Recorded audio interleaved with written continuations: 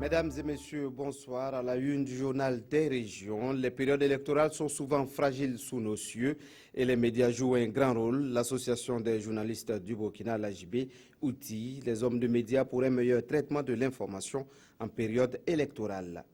Et puis, le syndicat national des commerçants du Burkina lance son fonds de garantie commerciale à Orodara dans la région de l'Ouest. Ce fonds de garantie est financé par les commerçants eux-mêmes.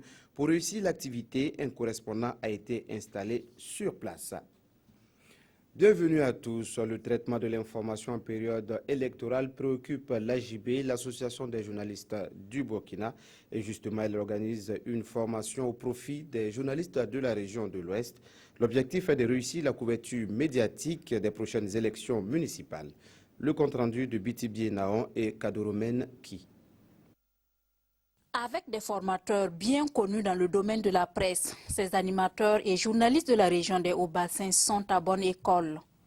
Une formation initiée par le Conseil supérieur de la communication sur le traitement de l'information en période électorale. Pour la bonne couverture des municipales à venir, il s'agira donc pour ces doyens de la presse de revisiter avec leurs jeunes confrères les principes fondamentaux qui régissent le métier de journaliste. Si nous prenons parti pour l'un ou l'autre des candidats ou des partis en lice, nous allons très vite quitter notre chemin. Donc c'est pour cela qu'il est important, dans un contexte d'avant-élection, de revisiter un certain nombre donc, de règles de notre métier et de comportement de notre métier sur le terrain. Pour éviter toute dérive, le professionnalisme s'impose aux hommes de médias. L'enjeu est de taille dans un contexte de la dépénalisation des délits de presse sans perdre de vue l'avènement des techniques de l'information et de la communication. Avec l'évolution des techniques, des technologies, il y a des changements profonds dans les modes de production et de diffusion de l'information.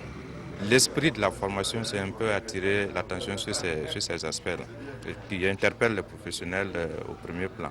Voilà, dans leur manière de travailler et aussi dans leur rapport avec le nouvel acteur qui est le consommateur, qui est désormais un producteur et un diffuseur d'informations. La formation va durer 2 jours. La campagne d'éducation aux médias dans laquelle cette formation s'inscrit, elle, se poursuivra jusqu'au 15 juin 2016. Un fonds de garantie commerciale, il devient du syndicat national des commerçants du Burkina, Sinakombe. Un correspondant local a été installé à Orodara. Ce fonds sera financé par les commerçants eux-mêmes. Lamine Karantao, Sanoua Christine Koulibaly. Orodara, cette ville frontalière avec le Mali, est réputée pour ses multiples vergers et sa forte production fruitière qui constitue le fleuron de son économie. Une économie dont l'activité commerciale, un de ses maillons, se résume à l'informel et souffre d'une mauvaise organisation. Un fait que le syndicat national des commerçants du Burkina, Sinakombe, veut combler en s'y décentralisant. Reste maintenant l'adhésion des commerçants. On va sensibiliser d'abord la population et rentrer dans les départements, les expliquer qu'est-ce que c'est que Sinakombe, ça vient pourquoi. Parce que ça nous appartient d'abord. Si tu sais que c'est pour toi, c'est à toi maintenant de bien prendre la chose avec tes deux mains. Et ce, d'autant plus que le Sinakombe, à travers sa société coopérative de solidarité commerciale, a mis en place un fonds de garantie commerciale afin d'aider les commerçants à accroître leur performance et leur compétitivité. Pour que ce fonds soit efficace, le Sinakombe compte d'abord assainir le secteur. Notre bataille, c'est d'abord réformer aussi le commerce à travers cela. Tant qu'il n'y a pas de réforme, tant qu'il n'y a pas d'assainissement, il serait difficile aux gens de pouvoir se développer même s'ils ont le financement. Cette rencontre marque donc le lancement officiel des activités du syndicat dans le Kénédougou. Et pour ses responsables, c'est une aubaine pour Orodara de tirer profit de sa situation géographique. Un monde sans fin. Pour y arriver, il faut produire suffisamment. Les producteurs de Koumbia dans les hauts-bassins s'y mettent. Le programme de protection et de réhabilitation des terres dégradées leur vient en aide. Et bien sûr, ce programme a mis à leur disposition des pioches, des brouettes et des gants. Cela permettra de construire des cordons pierreux. Kadou Romenki, Karim Ilboudo. Les acteurs du programme de protection et de réhabilitation des terres dégradées poursuivent leurs activités de dotation du monde paysan en matériel agricole. Après les communes de Leïna, Karangaso-Vigué, Satiri, Oundé et Bereba, c'est la commune de Koumbia qui reçoit ici sa dotation pour la construction d'ouvrages anti-érosifs. Nous, on pense qu'on donne qu'un petit peu, que cette partie-là, qu'ils ne peuvent pas s'acheter eux-mêmes. Alors c'est pour ça qu'on a acheté par exemple les kits. Ce qu'on attend des paysans eux-mêmes, c'est par rapport à ce matériel, c'est deux choses essentielles. La première chose, c'est que ce matériel soit utilisé pour le travail réellement pour lequel il est destiné. La deuxième chose, c'est que ce matériel soit entretenu.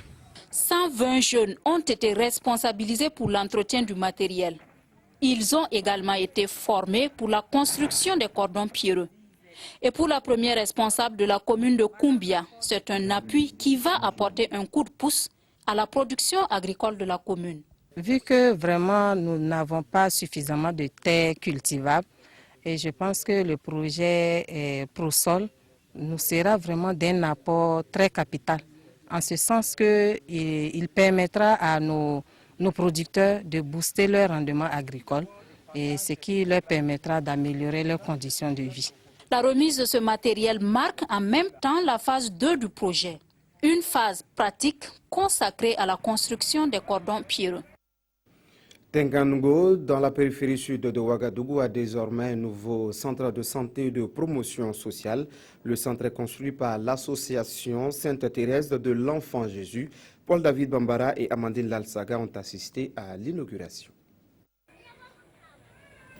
Le nouveau centre de santé et de promotion sociale CSPS de Tengango dispose d'une maternité, d'un dispensaire et d'un dépôt pharmaceutique. D'un coût de réalisation de plus de 54 millions de francs CFA, l'infrastructure a été construite par l'association Sainte-Thérèse de l'Enfant Jésus au profit des populations du village de Tengango. Le CSPS a été construit sous fonds propres. Et il faudrait dire qu'en 2012, nous avons bénéficié de l'appui de l'ambassade du Japon pour transformer le premier CSPS en centre médical. Et ce qui nous a permis en tout cas d'augmenter les ressources financières et pouvoir mettre en place cette formation sanitaire. Au cours de cette cérémonie d'inauguration, les populations du village de Tengango ont été invitées à fréquenter le centre de santé, mais aussi et surtout à l'entretenir.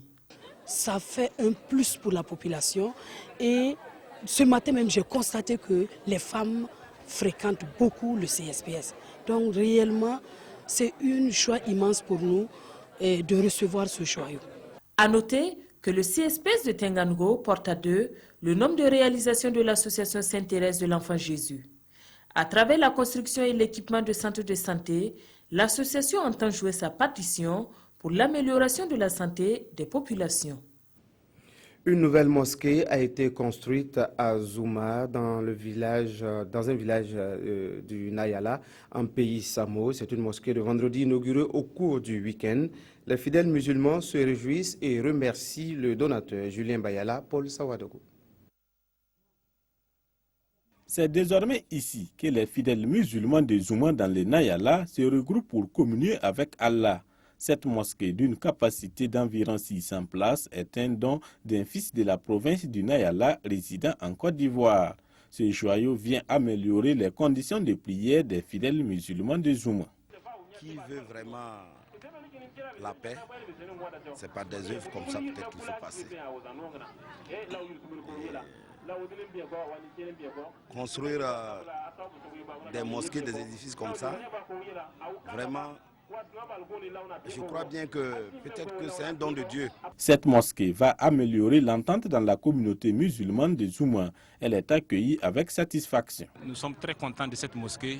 C'est la mosquée en l'islam, c'est une preuve de l'entente, c'est une preuve de l'adoration, c'est une preuve d'amour de Dieu. C'est un acte salvateur qu'il a posé.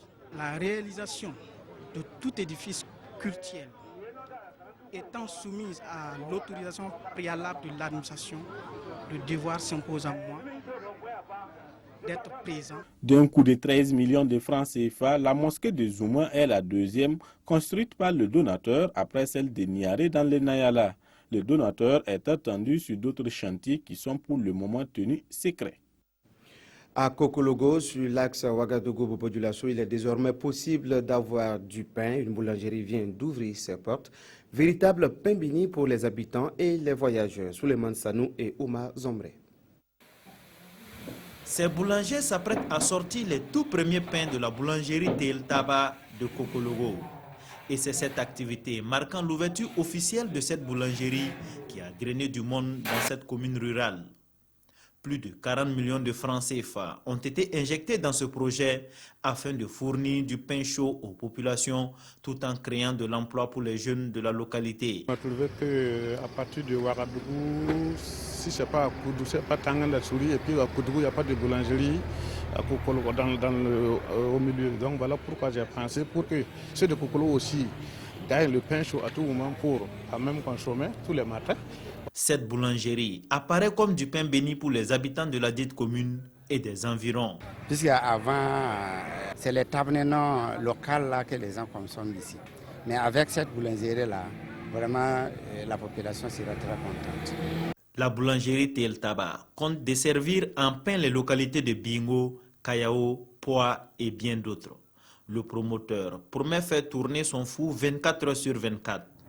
Il a par ailleurs, au cours de son allocution, invité les entrepreneurs de Burkina à investir dans leur localité afin d'aider à la sédentarisation des jeunes par la création d'emplois. Parlons pour terminer. Entre tradition et modernité, la rencontre se fait à travers des masques. Une exposition de Hassan et Ouseni Ouattara à Bobo-Dioulasso se veut le carrefour. Découvrons ces artistes dans ce reportage de Idrissa Warga, Chloé Laloy et Kadou Romaine qui. Eux, ce sont les frères Ouattara, deux artistes plasticiens boboulais. Leur travail, ce sont les masques, un art qu'ils exercent depuis plus de 25 ans. Ils s'inspirent de la culture africaine et des symboles dont elle regorge pour se les réapproprier. C'est ça l'art, l'art c'est l'audace. Il faut oser. Mais si tu prends une statue traditionnelle africaine et que tu mets des conserves qui sont... Ça c'est moderne. Ce sont des conserves et l'idée c'est la conservation, la muséification de ces boîtes-là. Donc la modernité, la tradition, ça rime ensemble, c'est ça qui fait grandir. Il faut prendre chez l'autre ce qui est intéressant et pour te bonifier, c'est ça. Un travail artistique qui prend sa source dans la diversité des traditions africaines. D'abord, notre travail, ça consistait à être des copistes, c'est-à-dire on reprend à travers l'imagerie des masques traditionnels. Mais aujourd'hui, on arrive à faire des masques personnels, mais inspirés des masques traditionnels. À l'origine, c'est un masque Boaba et nous l'avions fait pendant l'insurrection. Les guidons symbolisent la direction, les leaders. Comme la pièce même l'indique. Plus de 40 œuvres sont soumises à la curiosité des visiteurs ici à la Villa Rose de Bobo-Dioulasso. Voilà, c'est tout pour cette édition. Prochain rendez-vous avec l'actualité, c'est à 20 h dans le journal de Aboubakar Sayon.